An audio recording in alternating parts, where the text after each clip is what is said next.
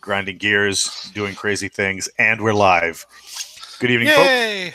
This is Walt. On behalf of the Bamf podcast, Mike Lafferty apologizes.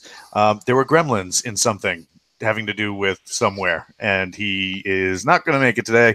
But luckily, we had a couple of gents willing to jump into the pond and kick the water to make it appear like we know how to swim. So, starting from my left to my right, we have Mr. Jacob Blackman. How are you, sir? Doing well. Thanks for having me again. Right on. And always commentator extraordinaire and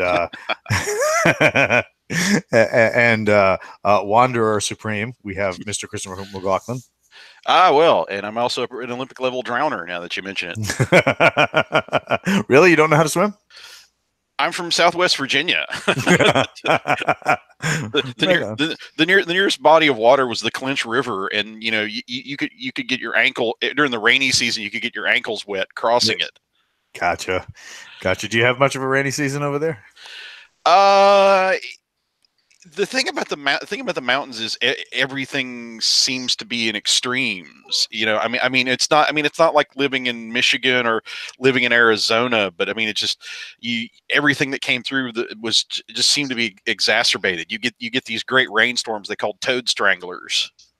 And I mean, I just grew up as a kid like getting snow days into like April.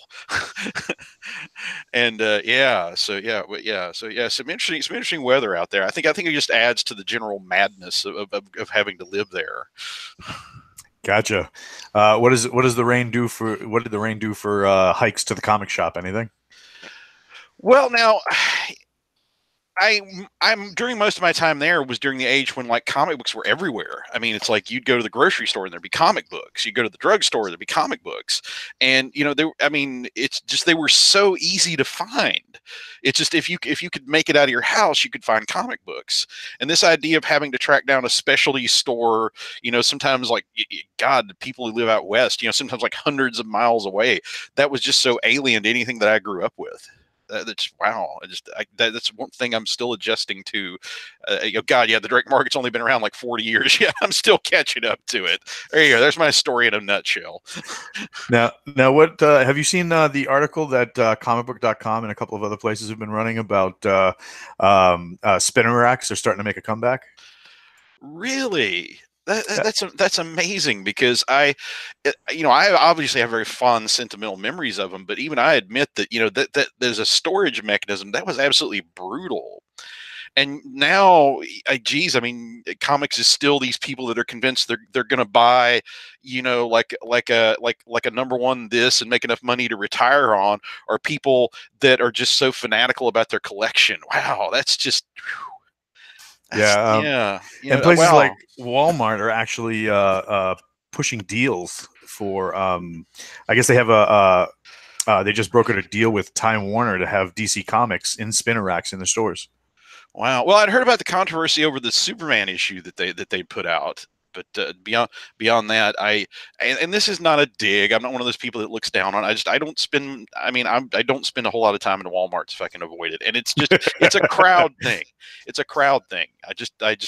That many people, I just assume are zombies. Are going to try to eat me. It's not looking down on Walmart. I'm not one of those people. It's all about the zombies. Well, yes. Well, for my generation, yes. How about you, Jacob? Spinner racks? Yes, no? Well, I remember spinner racks back when I was a kid.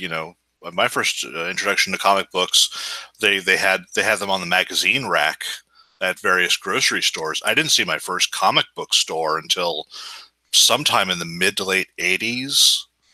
But yeah, otherwise, I was pretty used to spinner racks and comic books being sold alongside magazines in grocery stores and pharmacies all over where I was. The fact that they're making a comeback, great. Hopefully it'll give opportunities for kids who are interested in comics and superheroes to have the opportunity to get to read them without having to go to a specialty store. Right on. Now, I was talking to my longtime collaborator, Mr. Dominique Sumner, the other day, and we both have an opinion on this. What do you guys think of this new $4.99 price point? I mean, aside from the sciatic nerve in my right pocket where my wallet rests, that pain every time I have to buy a $4.99 issue. What do you guys think about the prices going up that high, especially for digital? Well, I mean, it's a trend that's been coming for some time. I mean, anything that becomes more and more of a niche, the prices are going to go up and up and up and up and up and up and up. I mean, my other great hobby in life, which I wish I was young, and fit enough to still do, was Civil War reenacting.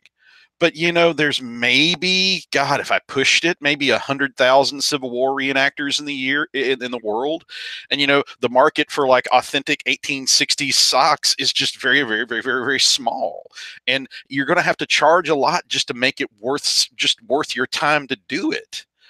And as the comic market shrinks, the price is just going to continue to go up and up and up and up and up and up and up and up and up. So I mean, it's just simple market forces. Yeah, it's only because of the quality of the material they've been using these days. Certainly they've upgraded things from newsprint back when we were kids. We were getting comics when they were 50 cents, 75 cents. When I remember when comic books were charging as much as $1, and it was like I had to seriously think about whether I could afford that as a kid. And whether I needed that issue. But the fact that everything's gone to this high gloss quality paper, much like the RPG industry has been talking about, where the reason you don't have $20 books anymore, the books are costing, upwards of $50 to $75, sometimes $100, is simply because of the quality of material and the amount of material in the book. Now, if you look at how much comic is actually in the comic as opposed to advertisements, there is a little less, because I remember there was actually, anywhere from 28 to 32 pages of comic, not counting advertisements. Advertisements were all extra in comic books in the past. And, but again, that was when they were doing it all in newsprint. But I would like to see a nice return to that. They could use a lower quality paper, and people would still get the comic book enjoyment out of it. They would still be readable. Now, do you guys think they should drop that price point for a digital, where they're not using that kind of production process? They're just exporting a PDF or a CBR file. Absolutely. One of the things I enjoy about having recently signed up for the DC Universe streaming service is it includes the entirety of the DC comic books library. I can just read all of that, and that's $8.99 a month. So for the cost of 2 comics now, I can read the entire DC Comics library as much as I want every month. Like up to date, or is it like Marvel Unlimited where it's like 6 months past? It's not quite up to date. I think they're reserving that so they can have time to upload everything. But I still agree that they need to lower the price point for PDF comics and streaming services. Chris, what do you think? Well, I'm not privy to the economics of it all, but I can't help but wonder, at what point does it make it not worth doing? I mean, I don't stream anything. I don't read anything digitally, but it just like wow. I mean, that's all that DC puts the value of its back catalog at. I don't know. I don't know. I don't know anything about business. That's why I'm in education. But wow, that just seems a bit, I don't know. Well, if you look at Marvel Unlimited, they really haven't changed their price point very much since it started back in 07, 06. And you're looking at $5.99 a month for everything all the way down to when they started. So, and even some of the stuff they stole from Dark Horse, such as like a lot of the Star Wars titles. And that sounds great. I mean, if I didn't already have the vast majority of what I want to read, that would probably seem like a really good deal. I guess I'm just inherently suspicious of this type of media because, the great corporate philosophy is the ability their ultimate ability to like charge us for every time that we consume their media. I still remember at the dawning age of DVD, they were pushing that competing DivX system where you would, to simplify it, you would basically have to pay every time you played the disc. And I mean, these days I'm much more movie oriented than anything else.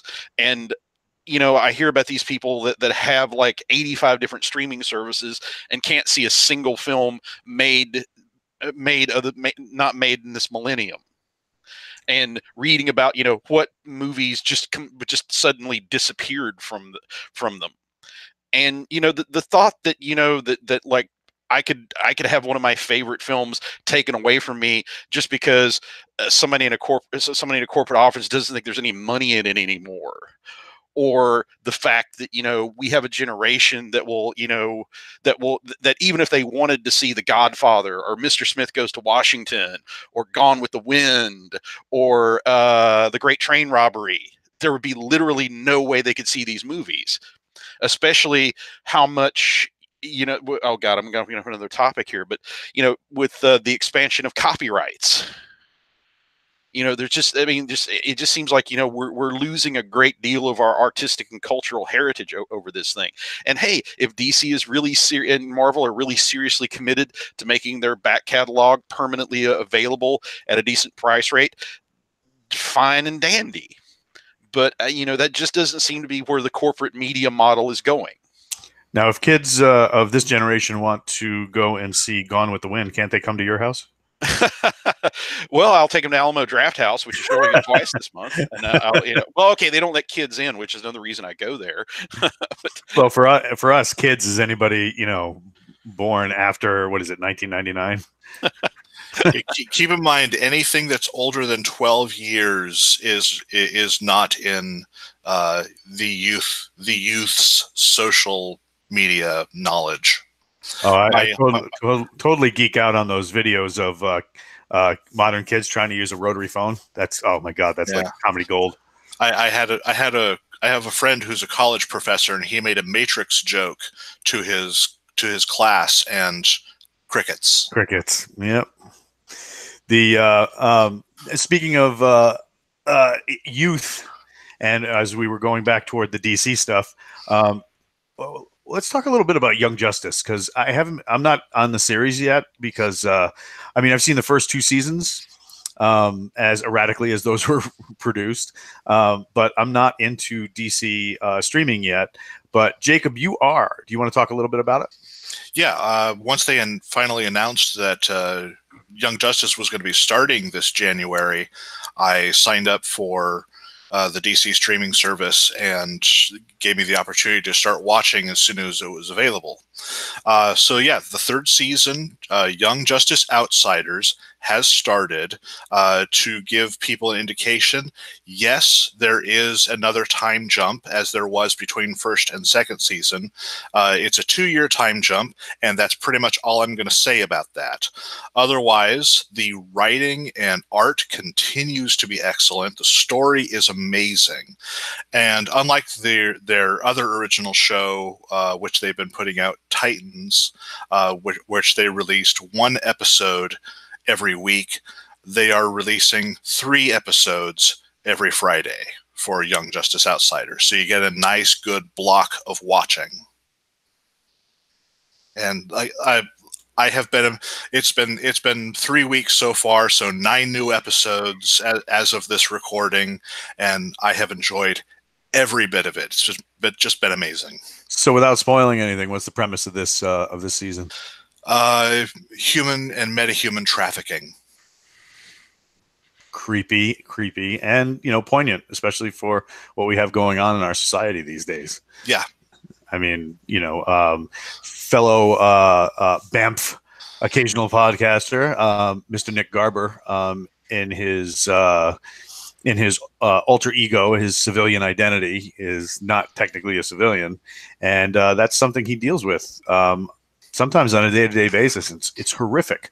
So to have them kind of like tackling that in media, that's really cool. It's been impressive how well they've been handling the issue and how seriously they handle the issue. It's just practically every Friday evening after I'm done, I'm online with Rich Howard, who is the guy who runs the Whelmed podcast, which is specifically all about Young Justice, and is just going, "Did you see this? Did you see this? Let's talk about this." And he is details man. He's like, "Did you notice they talked about this guy?" And it's like, "I don't know who that is." Well, he's from this obscure issue of this, and it's like, oh. Yeah, I saw the. There's a scene where I guess they're tackling a metahuman, and Black Lightning has to throw down a little bit, and he's pretty upset by the outcome of what happens with his powers. Black Lightning is a huge character in this, and he has a lot of development as a character. Yeah, totally stoked. So, what did you say? Nine episodes in. So far, we're 9 episodes in, and yesterday, Business Insider put out an article that across all streaming platforms, Young Justice is currently the #1 streaming show. Damn. Well, if you think about it, I mean, how much fan outcry had to happen for them to bring it back? Oh yeah, it was huge. So that's pretty. I mean, that's pretty neat that that's going on like that. Now, also keeping on the Titans trend, did you guys see that Perez is retiring this month? Yeah, I was surprised about that. But also in the article I read, he was having some eyesight issues. So in that regard, I understand. How about it, Chris? Did you see that article? I did, and I have to admit it's something I've expected to be coming for some time. Not something I welcomed, not something I wanted, but if you've been following George's career for a while now, I mean, just his health problems seem to have been exacerbating, and it sucks. Yeah, but I really respect his dedication to taking care of himself first, because I imagine there would be a considerable temptation not to. But I'm honestly glad that he's taking care of himself, given the options that he's been presented. And by the way, this is a great opportunity to tell my one George Perez story, because yes, okay. So my wife was and is a huge fan of Billy Tucci's She. Really? And, yes, and at one point, Tucci published basically an art book, which is basically all these top creators taking their shot at drawing She. And it just so happened we were going to HeroesCon in Charlotte, and a bunch of people that had worked on that were at the show, and one of them was George Perez. And my wife wanted to get George Perez to sign his contribution to that book, and I had gone off to get some other people's autographs, and we were trying to find each other, and I think we basically agreed to meet at George Perez's table, and I got hung up on something. I don't know what happened. I don't know if a fan had handed Todd McFarlane a booked autograph with the wrong hand and security had tased him or something like that. But I was late getting back there. And I finally get there, and it turns out George Perez has been chatting with my wife the whole time. And I went up to her and just said, "Oh, honey, I'm sorry I'm late." Because I was genuinely sorry. And plus, as a husband, you're obligated to do that. And George Perez, I'm missing a beat, and goes, "Sir, how could you leave such a beautiful, charming creature as this unattended for so long?" And I'm like, "You are good, my man. You are good. Not only are you one of the greatest artists ever, you are a smooth dude." That's fantastic. What did your wife say when he said that? Oh my God, that made her day. Just totally made her day. And and really, I mean, there's at least some small amount of wisdom in never meet your heroes. But my gosh, when you meet somebody that you admire and you find out that they're even better than you could have hoped, that's something I'm willing to chance. And really, just knowing that George is just such a terrific human being, it just adds to my ability to appreciate his talent. Right on. I apologize if there's popping in my audio for a second. my dog was requiring a head pat, and I got some static electricity. Okay. And I have a cat here who's not helping at all. But yeah, I have the complete She in also the one they did where it was like She Grifter crossover, She Batman crossover, the Senryaku, the 36 strategies of Japanese warfare that done according to like with that artwork and stuff like that. Yeah, I was a huge fan when that came out. That was fantastic. But going back to George Perez, like you said, it's good that he's taking care of himself because, so many of these artists they'll just go till they drop, in just hopes that they can give their fans one more piece of work or one more story. So, as tragic as it is to lose such a prolific voice in comics and such a prolific art style. And not necessarily lose because we still have it. It's just you're might not see anything new. It's good that somebody's saying, "Hey, I don't need to do this until my fingers fall off." Yes. And George is seems like he's going to continue drawing for the pleasure of it. And he was kind enough to tell everybody, "I don't need the money anymore." And, he leaves behind such a great body of work, and he seems to have just enjoyed himself tremendously. And, while we would love to have seen more from him, he's leaving with a win here. He's like Elway walking off the field with that second Super Bowl trophy. You think how it ended for guys like Wally Wood and people that died struggling to pay their bills, like Steve Gerber. If your career has to end sometime, some way, this is about as good as it could get in a lot of ways. And certainly, I think George will not lack for appreciation. Right on.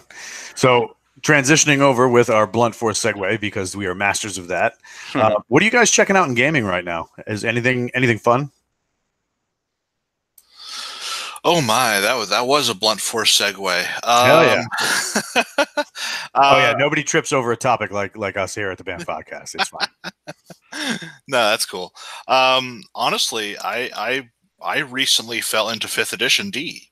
I hadn't really been doing much with 5th edition. I've been pretty much strictly a Mutants Masterminds and Pathfinder player, and then a few months ago I started playing and GMing 5th edition, and it is a lot of fun. Its game style feels nostalgic. It's completely different from all previous editions, but personally, the way it plays makes you feel like you're playing the old school role playing games. Yeah. What do you think about the advantage disadvantage system?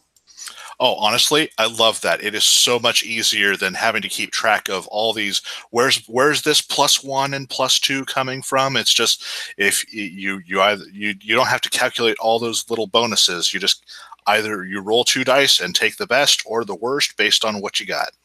I like that. So when are you going to start customizing this to the Strawberry Shortcake Space Marine game that you've always wanted to play? Oh Lord, no. I might have considered ponies, but David Silver has that covered. Well, as we speak, somebody somewhere in Hollywood is working on a gritty reboot of Strawberry Shortcake. Oh God! Hey, you never know. They just put out that new She-Ra series on Netflix. So have you checked that out? Yeah, that was good. Was it? The animation style is much more simplistic, and a lot of people are complaining about that. But you look past that, and you actually watch the story, and it is amazing. Yeah, they just a bunch of guys who were on the Supers forums live in Germany, and they were just showing that I guess the show had sparked some interest. So somebody out there has just redone the casts for the old Mattel toys, and they're showing up all over the place in Germany. I don't know if they're in the United States or not, but that was neat. I remember saving up my $8 over the course of 2 weeks back in the day to get the first run of He-Man. Yeah, I saw the price point on some of those old He-Man figures from an old catalog, and I was like, wow, those figures were cheap. Yeah. It's like I remember thinking they were super expensive, but in comparison to other figures I was paying for at the time, they were pretty cheap. So I should have been more grateful about that back in the past. Now you have a pretty hefty collection of figures and collectibles, don't you? Some, yes. My roommate is actually much bigger on that. He's got a lot of Mego stuff. He likes the old Mego figures and toys. How about it, Chris? Do you have a bunch of Lucha Libre masks and stuff like that hanging around? No, actually, my figure selection. I used to think my figure selection was just. I mean, well, every time I had to move, I thought I had a huge figure collection. But God, I don't think I've bought an action figure in. Okay, I know I've bought some since I moved. I think it's been 10 years since I bought an action figure because there was this wonderful period of time back when I was working on DC related stuff, and literally everything I bought DC was a tax write off. And it was during that great homage age of comics, when DC was all about their legacies, the age of Kyle Rayner and the second generation JSA and Wally West.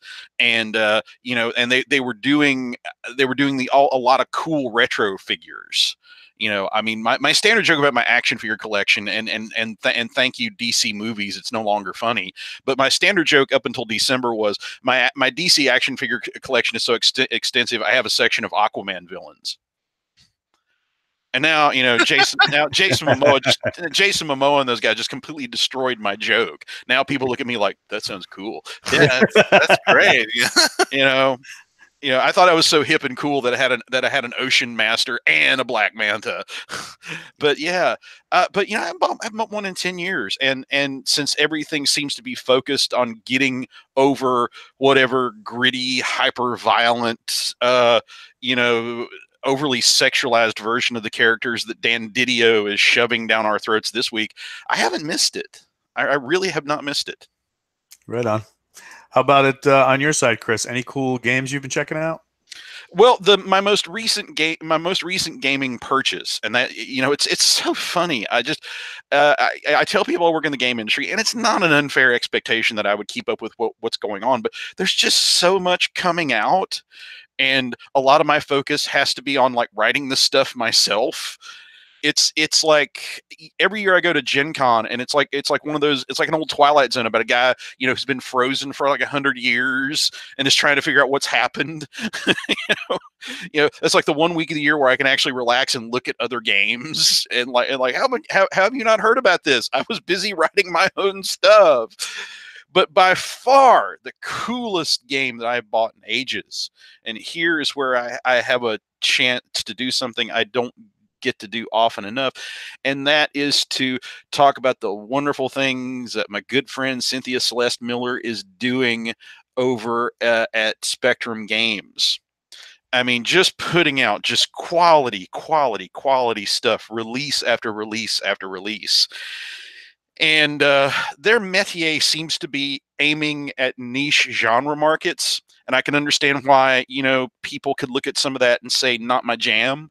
But it's like everything they put out is so perfectly aimed at people that is their jam. I mean, it's well done stuff by people that are as obsessed with these subgenres as anybody who's going to buy that game.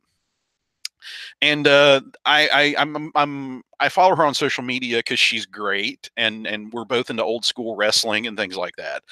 And she was advertising a sale, and one of the items that they were putting a sale on was an RPG called Retro Star. And my eyes immediately dotted to the word retro, and I find that it's a game of 70s sci-fi role playing. Dear Lord. And the graphics look just perfect, and the price was right, so I went ahead and grabbed it on faith in Cynthia and what she does, and just the vibe about it just seems to be so right. And here where I can credit Barack Blackburn, the actual writer of the game, and everything about it is just. I mean, not only does somebody get the genre, the way they were able to translate it into actual gaming mechanics. Like the gaming mechanic that was so brilliant, I just fell on the floor laughing about it is, no matter which type of thing you've decided to do, like a Buck Rogers in the 25th century, Battlestar Galactica, Space 1999, whatever type of thing you've decided to do, your main limiting factor is the show only has so much budget every week. Oh, so it's and kind it's of like, like it came from the Late Show kind of thing. Yes. So you have to come up with a solution to the problem that actually fits within the show's budget. Oh my God, that is so perfect. I love that. I've got to pick this up. Absolutely. I don't get a whole lot of chances to play because of my time considerations, but it was just a game that I just absolutely just sat down and enjoyed reading. And it's been due to my busyness, it's been a while since I've had a game that I could just kick back and enjoy reading it, and that certainly was one. So my compliments to Cynthia and Mr. Blackburn and everybody else connected with this game, because it is an absolute triumph. So you're going to GM a session of this for us, right? Well, my current nerd obsession is Blake 7, and there's a section in there for how to use this game to run a Blake 7 campaign. And I'm like, when somebody makes a whole blessed game on the weirdest idea that you have kicking around in your head, that's a real blessing. And really, how could you say no to that possibility? That's craziness. But yes, it's Retro Star. Check it out, Spectrum Games, and buy a lot of other stuff from Spectrum Games, because Cynthia puts out great stuff. Cartoon Action Hour, stuff like that, right? Oh God, yes. Yeah, so if you're into like He-Man and She-Ra and stuff like that, they have a module for that. I saw that. What was that, about 4 years ago? They put that out. Yes, and it's funny. It's like Retro Star actually delves over into like the Saturday morning shows I remember, like the live action stuff, like Jason of Star Command and Space Academy and Arc 2. It tells you how to run those type of campaigns. But does it tell you how to run things like Captain Power, where you had the laser gun you used to have to aim at your TV? Well, Captain Power was 87, because I remember that was getting started during my freshman year of college. That was a little later. Yeah, that's different beast. Right on. Well, I have tons of animals that are probably going to lynch me if I don't hurry up and feed them. So before we call it a podcast, you guys have anything else you'd like to roll out? I can't think of anything other than that. It's always a great honor and a pleasure to get to talk to you guys, and I certainly appreciate this opportunity. And thank you to everybody that listened. Awesome. Nothing on the horizon for Go Show? Well, there are some great things coming up for Go Show in 2019, but I owe one last freelance gig, and that is to my good friends at Greater Than Games, and they have had me on a project that's just been insanely fun to work on, and really creatively could not have been a better working experience. And our Kickstarter for that goes live in 2 weeks, and I will have much more to say about it at that point. And once that thing is done and over with, then yes, I will basically be focusing on my role as creative pit boss of Go Show Press. Right on. And thank you all to everybody who supported the summit and bought it, and bought the PDF, bought the hard copies, and we really just so blown away by the amount of financial and moral and professional support we've gotten on that. I really could not be more thrilled. So thank you everybody that has joined the Go Show. I appreciate all of you so much. Excellent. We need to put a rap song together about Go Show Press. Jacob, what do you have on the horizon? Well, as usual, I have some more Superpowered Legends stuff coming up for Rogue Genius Games and Mutants and Masterminds. Otherwise, I'm pretty much busy with a lot of commission work right now. The Patreon's still running well, and speaking of that, please donate to the Bamf podcast Patreon so we can keep shows like this going on. And otherwise, yeah, keep them busy. Nice. Well, I think that's going to roll us for today. On behalf of Mike Lafferty, who could not join us due to the fact that he was probably teaching his son how to perform salsa dance, we are going to call it a show. So, Jacob, Chris, we really appreciate your time. We'd like to thank a special shout out to my animals who keep interrupting by sticking their head in the video. But they're adorable. Not too loud. I'll never get their ego through the door. Your dog is adorable. Yeah, he's being yep, hi. He's being that guy right now. So on behalf of the Bamf podcast, that's it. We're out and Bamf.